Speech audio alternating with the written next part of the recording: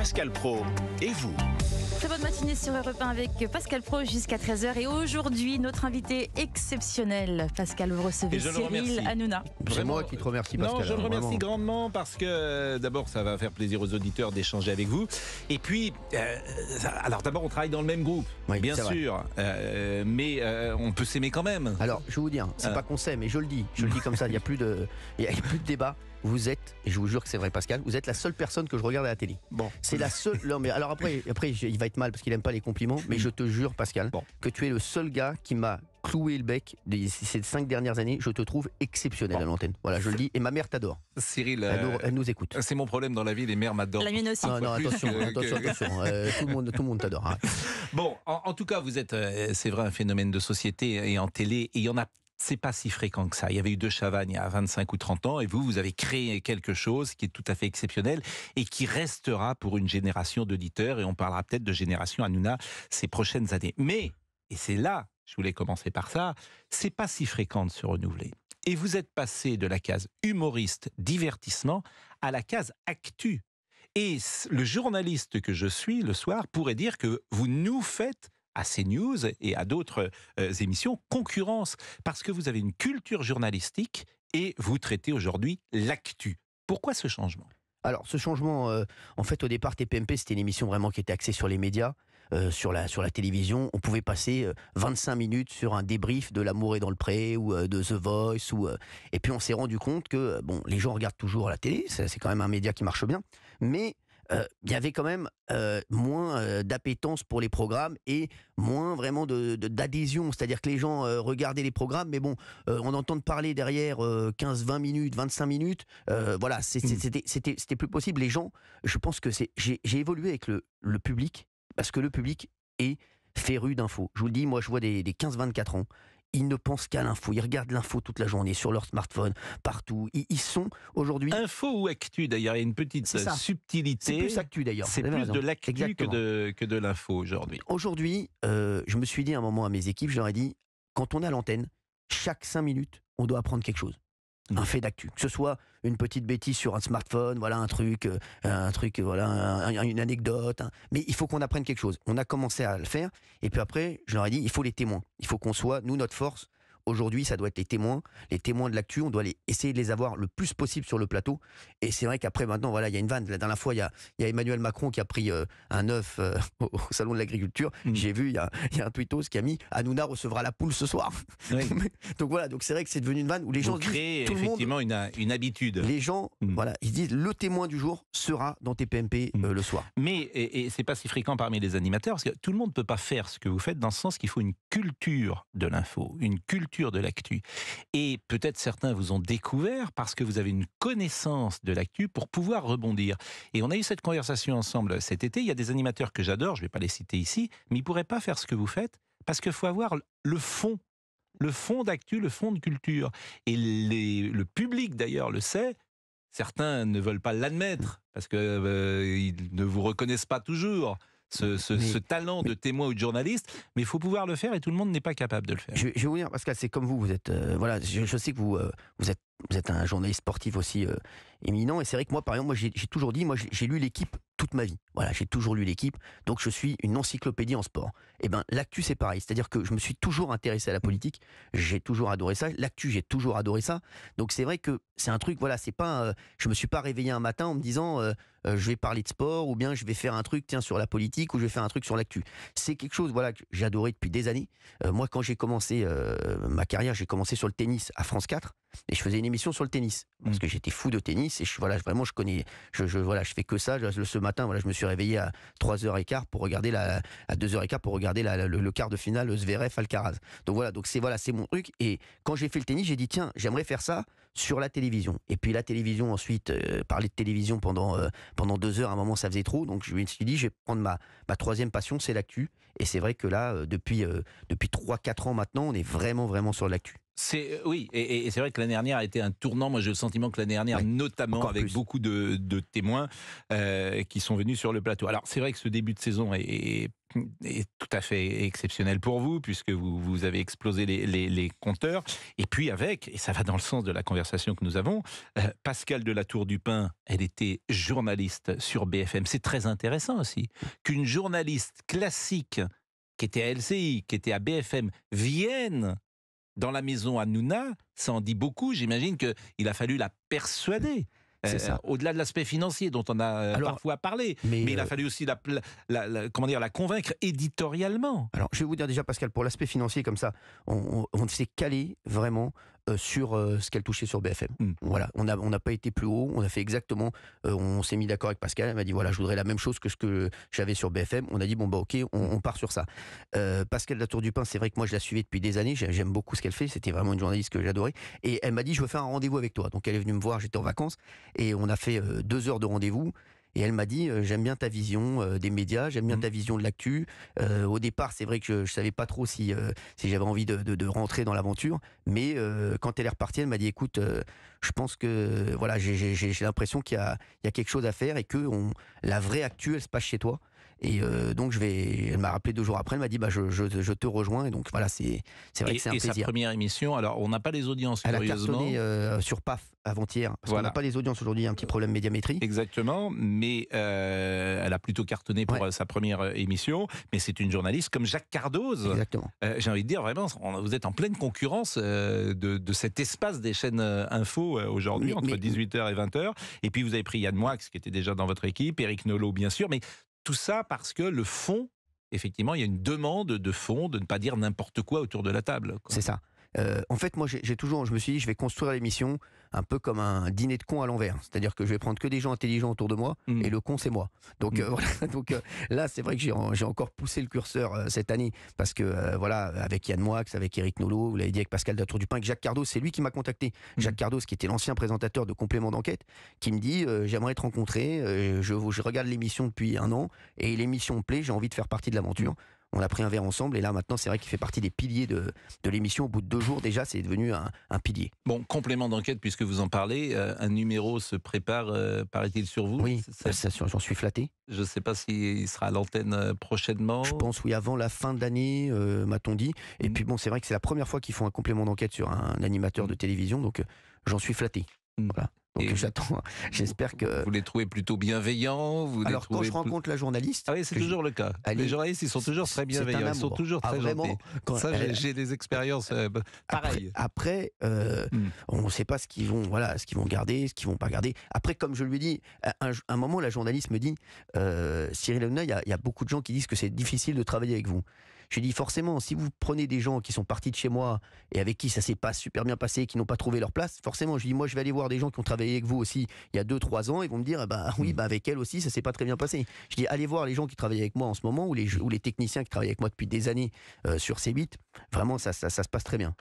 Est-ce que vous diriez que c'est difficile de travailler avec vous parce qu'il y a une exigence que vous devez avoir sans doute pour vos équipes et peut-être une énergie que vous avez vous-même, que tout le monde n'a peut-être pas. Et est-ce que vous diriez que à la fin d'une saison, c'est bien que les vacances arrivent? Déjà sur une quotidienne, quoi qu'il arrive, je pense que toutes les personnes qui travaillent sur une quotidienne en télé, surtout d'actu, c'est très compliqué parce qu'on repart d'une feuille blanche tous les matins. On se dit, allez, qu'est-ce qu'on va faire aujourd'hui? Donc là, on est obligé de repartir. Donc c'est vrai que... Mais par exemple, à 11h12, vous savez ce que vous allez faire ce soir? Je commence à avoir quand même un petit squelette. Après, je vais les appeler. En fait, voilà, on se parle, je leur envoie vers 6-7 heures, je commence à avoir une petite idée. 6-7 heures, voilà, et puis après je leur dis ce qu'on va faire. Après on va affiner, on attend, ça dépend des témoins. Donc c'est vraiment jusqu'à 16-17 heures, on peut changer encore le conducteur. Donc c'est vrai que c'est très compliqué pour les équipes et je les comprends parce que ça peut changer à tout moment ils arrivent à 9h du matin jusqu'à 17-18 heures, je peux encore changer le conducteur. Donc forcément c'est compliqué, mais j'ai plein de gens qui sont avec moi depuis 10 ans, qui ont fait les 12 ans avec moi de TPMP et qui sont très heureux. Après, c'est le rythme de la quotidienne qui est forcément compliqué, surtout sur une quotidienne en direct et sur de l'actu. Cyril Hanouna est avec nous ce matin. On va laisser passer une première page en couleur. On va saluer toute notre petite équipe qui est avec nous. Ils sont beaux. Fabrice Lafitte, qui est le bonjour réalisateur. Cyril, bonjour Pascal, bonjour Géraldine, bonjour Monsieur Boubouk. Amoureux. Alors, Monsieur Boubouk, vous le piquez pas, hein? Non, parce que lui, c'est un génie. C'est un génie absolu parce que vous le mettez sur votre plateau une fois et je sais qu'après il ressort plus. Avec plaisir. Il était avec moi dans une ancienne vie et puis très gentiment il a accepté de venir, Olivier Guénec. Et puis j'ai un concept pour vous, je ne sais pas s'ils viendront tout à l'heure, parce qu'hier on a reçu Grimaud et Vendroux. D'accord. Oui. Et je leur ai dit, en fait, tous les deux, ils ne se quittent plus. Ils sont ensemble tout le temps, ils passent leurs vacances ensemble, ils se baladent dans les couloirs européens ensemble. Et j'ai dit, c'est simple, vous allez chez Hanouna, il vous met dans un balcon, un peu au-dessus, et il fait le Muppet Show. C'est pas mal. Voilà, et ils interviennent, vous vous souvenez du Muppet Show? Je prends, bien sûr, je prends. Donc je ne sais pas s'ils viendront nous dire bonjour tout à l'heure. Normalement, oui, ils l'ont dit hier. A priori, ils ont dit qu'ils venaient nous dire bonjour. Bon, je salue la joyeuse équipe de C8 qui est là également. Il y a Virginie Grand-Claude qui est là, il y a Vincent Pujol. Il est beau. Il est magnifique. Il a un épiderme vraiment irréprochable. Il est beau et c'est vrai que c'est un plaisir de travailler en équipe, j'allais dire en famille, mais en tout cas on est tous ensemble avec Cyril et vous allez pouvoir l'interroger, pourquoi pas lui poser toutes les questions possibles. Nous sommes dans la plus grande liberté de questions. À tout de suite. Jusqu'à 13h, Pascal Praud, vous recevez aujourd'hui, il nous fait l'honneur d'être là avec nous, Cyril Hanouna. Et on va prendre un premier auditeur rock, puisque c'est le principe de cette émission. Jusqu'à 13h, il y a beaucoup d'interventions, bien sûr, des auditeurs. Bonjour Rock. Bonjour Pascal, bonjour Cyril. Vous êtes agriculteur, Rock. Oui, c'est ça, je fais la culture du cresson, une petite plante qui mérite d'être mieux connue parce que très bonne à la santé. Moi j'avais une question à poser à Cyril. D'abord je voulais vous remercier parce que dans toutes vos émissions vous donnez la parole vraiment à tout le monde. Merci Rock. Et vous êtes d'une impartialité qui est vraiment extrêmement rare. Je suis incapable de vous dire pour qui je pense que vous votez ou quoi que ce soit, donc vraiment je vais vous remercier. Mais même moi je suis incapable de vous le dire. Donc, c'est plus embêtant ça. Rock, en tout cas merci, on parle beaucoup des agriculteurs parce que je le dis à chaque fois, c'est vrai que vous n'êtes pas aidés. Vous n'êtes pas aidés. Et du coup c'est gentil. Ma question c'était la suivante. Moi, je suis la politique vraiment beaucoup, et je vais vous poser la question qu'est-ce que ça vous fait d'être devenu un des meilleurs animateurs d'émissions politiques, alors que vous êtes plutôt spécialisé à la base dans le divertissement et le burlesque presque. Merci Rock. En tout cas, ça me fait plaisir que vous disiez ça, mais c'est vrai que moi je me considère pas comme un des meilleurs. Je pense que je fais une autre proposition, c'est-à-dire qu'il y a des très bons journalistes qui font très bien des très bonnes interviews, qui sont vraiment carrés et qui sont dans dans ce qu'on a déjà vu. Moi, j'ai essayé de le faire entre le divertissement et la politique, essayer de faire ressortir autre chose des invités que j'ai pu avoir, que ce soit pendant la présidentielle, où là j'avais eu Gérald Darmanin l'an dernier, vraiment qui s'était vraiment confié, Olivier Véran. Voilà, j'essaie de proposer autre chose, mais je pense que les deux sont complémentaires. Moi, je vois, il y a des journalistes qui disent parfois Hanouna n'a rien à faire avec des politiques. J'en ai entendu plein qui disaient les politiques n'ont pas à aller chez Hanouna. Je vais vous dire, j'ai encore vu, et ça m'a rendu fou. Je vous le dis, j'ai vu, il y a Ségolène Royal qui est allée dans une émission sur le service public à la radio, et l'animatrice se permet de lui dire « Pourquoi vous allez chez Hanouna ?» Est-ce que moi, je me permets de dire à des politiques « Pourquoi vous allez sur France Info ?» ou « Pourquoi vous allez sur France Inter ?» qui sont très marqués, qui sont très marqués à gauche. Voilà, moi, je trouve ça très bien aussi, mais pourquoi moi je vais pas me mêler de ce qu'ils font. Je vois, ils reçoivent Ségolène Royal et ils font 30 minutes de l'interview. Pourquoi vous allez chez Hanouna ? Ségolène Royal leur a dit parce que moi j'ai envie de parler à tout le monde et j'ai envie de parler au maximum de gens. Voilà, tout simplement. Donc c'est vrai qu'il y a des procès qui sont faits par certains journalistes et il y a des journalistes qui comprennent et qui disent voilà, je trouve que les deux sont bien, on peut très bien aller dans une émission beaucoup plus conventionnelle et faire des émissions avec c'est Cyril sûr que quand vous recevez Darmanin ou quand vous recevez un homme politique, on se dit qu'il va se passer quelque chose. Et la difficulté de l'interview politique, et on le voit notamment avec le président Macron lorsqu'il est interviewé aujourd'hui, c'est qu'il ne se passe pas grand-chose parce que les gens sont effectivement peut-être trop obséquieux ou trop révérents sur le président et que vous êtes capable de dire les choses avec quand même un peu de sourire, mais parce que vous êtes dans ces cas-là, vous portez de la voix. C'est ça. Des auditeurs ou des téléspectateurs. Mais Rock et Pascal, et moi je vais vous raconter un truc. Moi j'avais Jean-Luc Mélenchon qui devait venir dans l'émission, qui est venu d'ailleurs, et à 13h, moi je ne donne pas ce qu'il y a dans l'émission. Et à un moment, je devais inviter Éric Nolot. Éric Nolot devait venir, donc il me dit non, si Éric Nolot, je ne viens pas. Puis il a une autre demande. À 13h, je lui dis écoutez monsieur Mélenchon, à 21h on a l'émission. À 14h, je vous le dis, moi aujourd'hui on ne la fait pas. Si c'est comme ça pour que vous me disiez qui vient, qui ne vient pas, on arrête, on ne la fait pas, tant pis. J'expliquerai ce soir à mes téléspectateurs que vous avez voulu faire le conducteur de l'émission, donc ça ne sera pas possible. Donc je lui ai dit ça, je ne suis pas sûr, vraiment, que sur les autres chaînes, ça se passe comme ça. Moi, j'ai dit tant pis, on dira à nos téléspectateurs, voilà, il a voulu faire le conducteur de l'émission, c'est lui qui a voulu gérer l'émission, on a dit non, tant pis, vous viendrez une prochaine fois. Roch, vous êtes agriculteur, donc vous bossez beaucoup, mais entre 18h et 21h, vous êtes devant C8 ? Alors c'est un horaire un peu compliqué parce que c'est le moment où je rentre du boulot et il faut un peu s'occuper des enfants. Mais ça m'arrive de regarder des replays ou de temps en temps des bouts d'émissions. Ouais. Et vraiment, c'est toujours, comme vous dites, quand on regarde C8 et l'émission de Cyril, on se dit toujours qu'il va y avoir quelque chose d'intéressant, que les personnes qui font l'actu vont y être. Et que tout en étant une émission de divertissement, les choses sont vraiment abordées dans le fond et de manière très sérieuse, quoi. Merci Roch, merci beaucoup. Et vous avez aimé ce début de saison et les nouveaux chroniqueurs ? Oui, bien sûr. Et moi, j'ai vraiment aimé les émissions de politique pendant la présidentielle. C'était, je vous dis, ça faisait longtemps qu'il n'y avait pas une émission aussi sérieuse et aussi agréable à regarder sur la politique, sur toutes les chaînes françaises, que ce soit TF1, France 2 ou les chaînes traditionnelles, quoi. Bon, il y a une demande des hommes politiques. Et je vous ai entendu le dire hier ou avant-hier, les hommes politiques qui viennent chez vous, on leur parle de leurs prestations pendant des semaines. C'est ce que vous avez dit. Des semaines. Moi, j'ai eu Olivier Véran, la dernière fois encore, il me dit, la seule émission dont on me parle, c'est Face à Baba. Gérald Darmanin, pareil. Il a fait Face à Baba, il me dit il y a plein de gens, les gens me parlent de ça. C'est peut-être pour ça aussi que les journalistes politiques vous aiment pas beaucoup, parce que ça marque davantage peut-être la prestation que vous faites que la leur. Alors j'ai vu Ségolène Royal hier, elle me dit j'ai fait des annonces importantes, elle me dit mais quand je vais faire mes courses, on me parle que d'une chose, vous arrivez quand chez Hanouna? Oui. Donc elle me dit c'est incroyable. Et elle arrive quand? Elle arrive semaine prochaine, ou mardi ou jeudi. Bon, mais qu'est-ce qu'elle va faire? Alors elle va nous expliquer, en fait on aura 5 questions à Ségolène Royal. Toutes les semaines. C'est-à-dire que là, la première, je voulais lui poser des questions sur les vacances des hommes politiques. C'est-à-dire, est-ce qu'il y a des ministres qui ont le droit d'aller plus loin que d'autres? Est-ce qu'on a le droit de ne pas avoir son portable? Est-ce que le président est obligé d'aller au fort de Brégançon? Est-ce que quand on est ministre, on doit avoir son portable 24 heures sur 24 branché? Quand on est ministre de l'Intérieur, à mon avis, c'est sûr. Est-ce qu'il y a il y a différents.